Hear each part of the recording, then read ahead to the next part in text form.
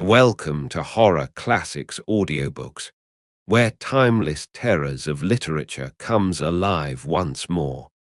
Tonight, we present a chilling masterpiece that continues to haunt generations of readers. The works of Edgar Allan Poe, Volume 2 by Edgar Allan Poe. Settle in, dim the lights, and let the darkness of this haunting tale unfold. Now let the story begin. Silence, a fable. The mountain pinnacles slumber. Valleys, crags, and caves are silent. "Listen to me," said the demon as he placed his hand upon my head. "The region of which I speak is a dreary region in Libya by the borders of the river's ear, and there is no quiet there, nor silence.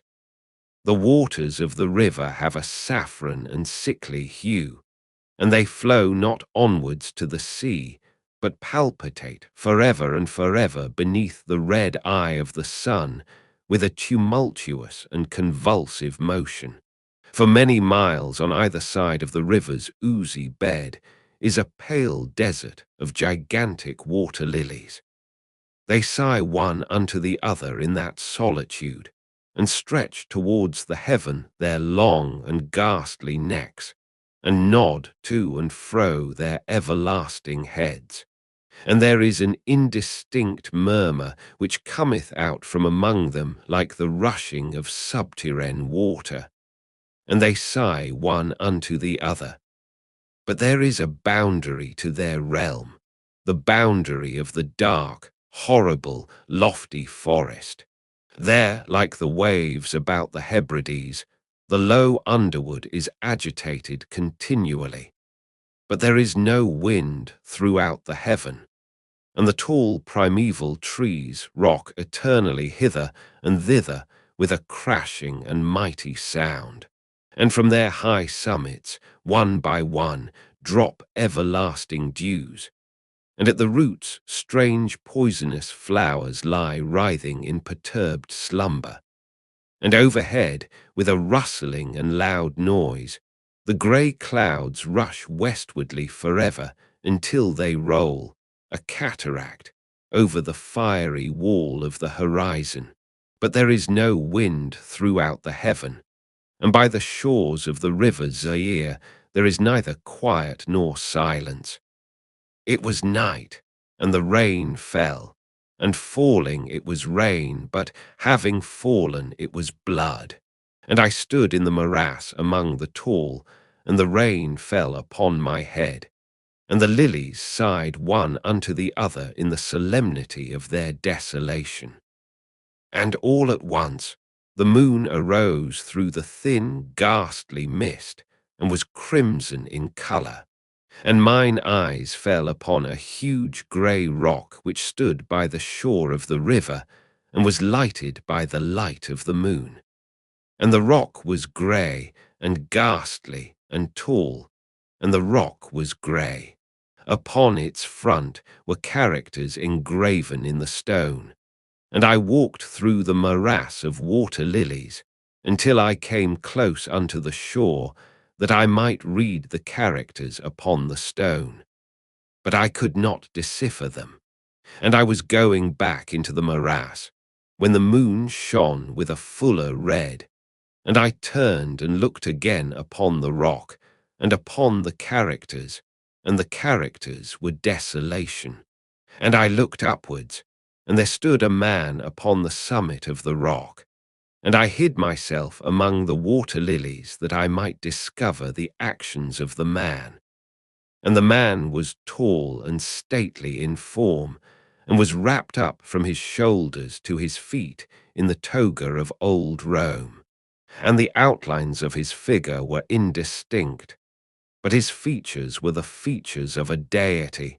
For the mantle of the night, and of the mist, and of the moon, and of the dew, had left uncovered the features of his face, and his brow was lofty with thought, and his eye wild with care. And in the few furrows upon his cheek I read the fables of sorrow and weariness, and disgust with mankind, and a longing after solitude. And the man sat upon the rock, and leaned his head upon his hand, and looked out upon the desolation. He looked down into the low, unquiet shrubbery, and up into the tall primeval trees, and up higher at the rustling heaven, and into the crimson moon.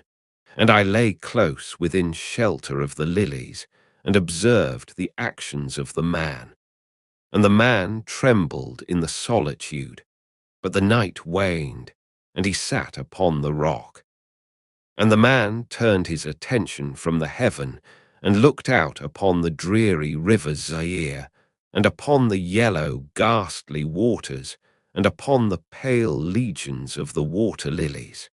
And the man listened to the sighs of the water lilies, and to the murmur that came up from among them.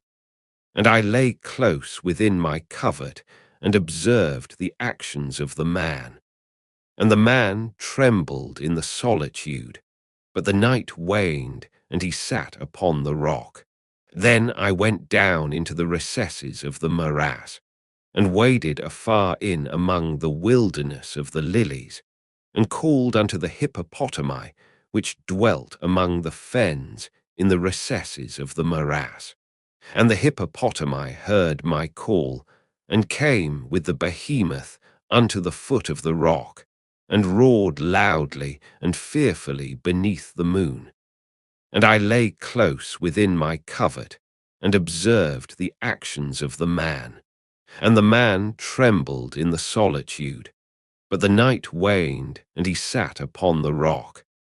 Then I cursed the elements with the curse of tumult, and a frightful tempest gathered in the heaven where, before, there had been no wind. And the heaven became livid with the violence of the tempest, and the rain beat upon the head of the man, and the floods of the river came down, and the river was tormented into foam, and the water lilies shrieked within their beds, and the forest crumbled before the wind, and the thunder rolled, and the lightning fell, and the rock rocked to its foundation. And I lay close within my covert, and observed the actions of the man. And the man trembled in the solitude, but the night waned, and he sat upon the rock. Then I grew angry and cursed, with the curse of silence, the river and the lilies, and the wind, and the forest, and the heaven, and the thunder, and the sighs of the water lilies. And they became accursed and were still.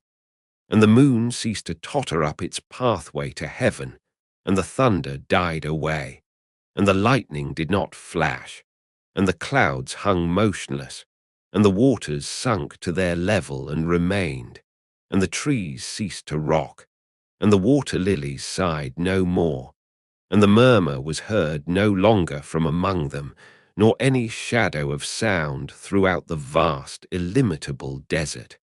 And I looked upon the characters of the rock, and they were changed, and the characters were silence. And mine eyes fell upon the countenance of the man, and his countenance was one with terror.